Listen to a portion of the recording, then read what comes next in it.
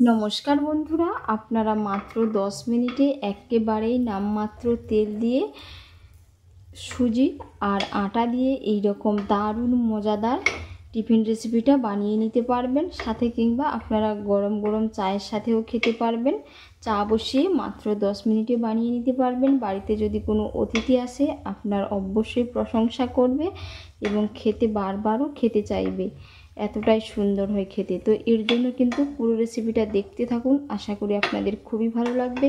সাথে যদি চ্যানেলে নতুন বন্ধু হয়ে থাকেন অবশ্যই চ্যানেলটি সাবস্ক্রাইব করে নেওয়ারও অনুরোধ থাকলো।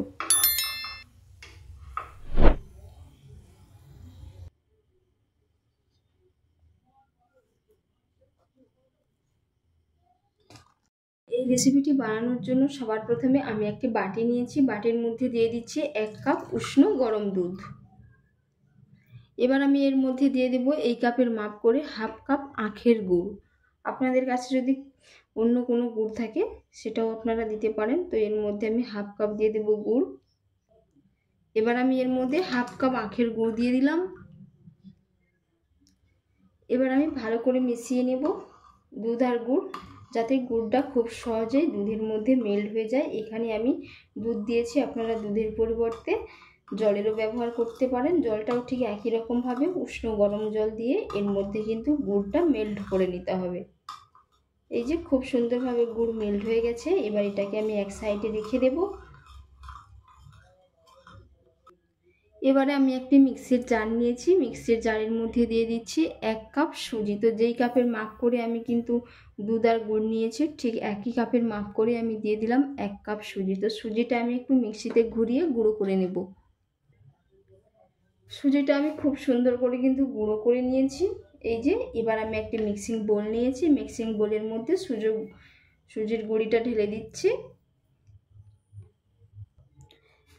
এবার আমি দিয়ে দিচ্ছি এর মধ্যে হাফ কাপ আটা। তো যেই কাপের মাপ করে সুজি নিয়েছিলাম ঠিক একই মাপে আমি দিয়ে দিলাম আটা। এবার আমি এই দিকে দুধ আর গুড়ের যে মিশ্রণটা রেডি করে রেখেছিলাম এর মধ্যে দিয়ে দেব। অল্প অল্প করে দিতে থাকবো আর এইভাবে কিন্তু মেশাতে থাকবো। আর বন্ধুরা, এখানে আমি যেহেতু দুধ দিয়েছি এর কারণে এখানে আমি কোনো রকমের আমুল দুধ দিলাম না। আপনারা যদি জল দিয়ে বানান তাহলে কিন্তু 2 চামচ মতো আমুল দুধ দিয়ে দেবেন, তাহলে কিন্তু টেস্ট দ্বিগুণ বেড়ে যাবে, খেতে কিন্তু দারুণ লাগবে। পুরোপুরি আমি দুধটা দিয়ে দিলাম। তো খুব ভালো করে মিশিয়ে নেব।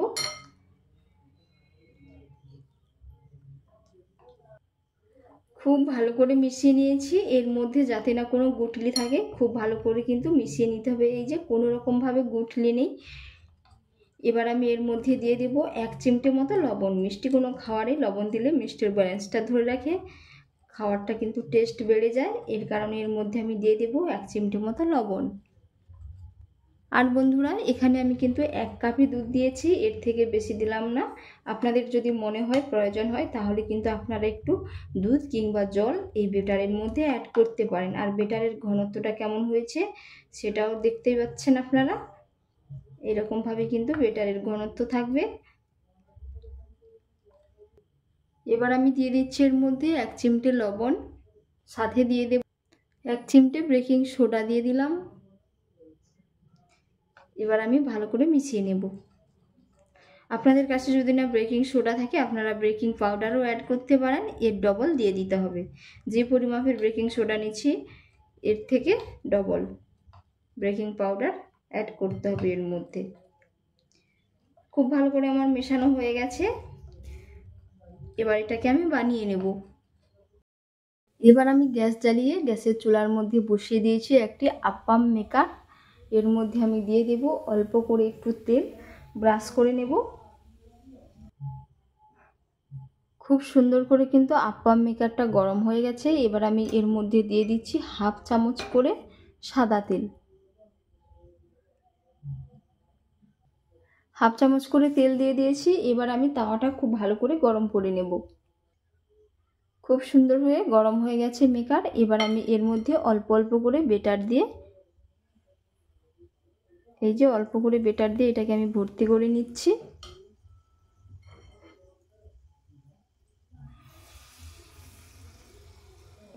এইভাবে প্রত্যেকটা খাপে খাপে আমি বেটারটা ভরে নেব। আর এই অবস্থায় কিন্তু গ্যাসের ফ্লেমটাকে একেবারেই লো টু মিডিয়ামে রাখতে হবে। খুব সুন্দর করে কিন্তু আমি প্রত্যেকটি খাপে খাপে বেটারটা ভরে নিয়েছি। এবার আমি একটি ঢাকনা লাগিয়ে দেব 3 থেকে 4 মিনিটের জন্য, তারপর আমি দেখে নেব।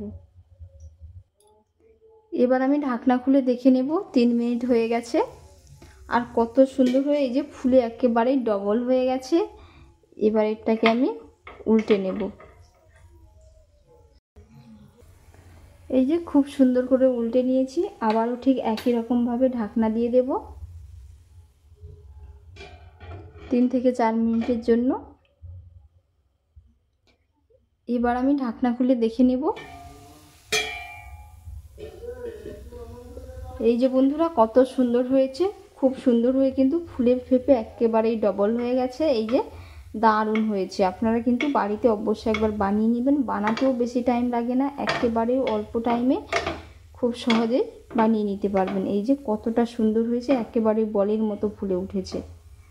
তো এবার আমি এগুলো নামিয়ে নেব, বাকিগুলো ঠিক একই রকমভাবে করে নেব।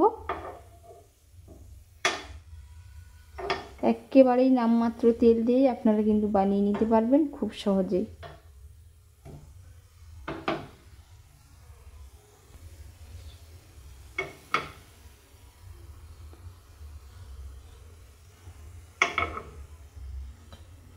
কতটা সুন্দর ফুলকো ফুলকো হয়েছে, কালারটাও কিন্তু দারুণ এসছে। এই যে বাকিগুলোও ঠিক একই রকমভাবে আমি তেল দিয়ে বানিয়ে নিচ্ছি। অল্প করে একেবারেই তেল দিয়ে দিয়েছি। এবার আমি বেটারটা ভরে নিচ্ছি।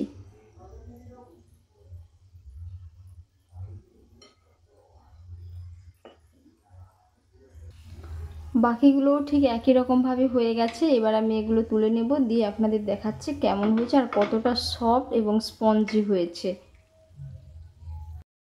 এক এক করে সমস্তগুলো বানিয়ে নিয়েছি আর কতটা সুন্দর হয়েছে, একেবারেই কিন্তু নরম সফট আর তুলোর মতো তুলতুলে হয়েছে। এই যে দেখে নিশ্চয়ই আপনারা বুঝতে পেরেছেন কত সুন্দর হয়েছে। তো বন্ধুরা, আজকের রেসিপি আপনাদের কেমন লাগলো অবশ্যই আপনারা কমেন্ট করে জানাবেন এবং বাড়িতে অবশ্যই একবার বানিয়ে নেবেন। খেতে পুরো দুর্দান্ত হয়। আর এতক্ষণ পুরো রেসিপিটা দেখার জন্য আপনাদের অসংখ্য অসংখ্য ধন্যবাদ থাকলো। আপনাদের সাথে নেক্সট অন্য একটি রেসিপিতে দেখা হচ্ছে। আপনারা সকলেই ভালো থাকবেন, সুস্থ থাকবেন। ধন্যবাদ।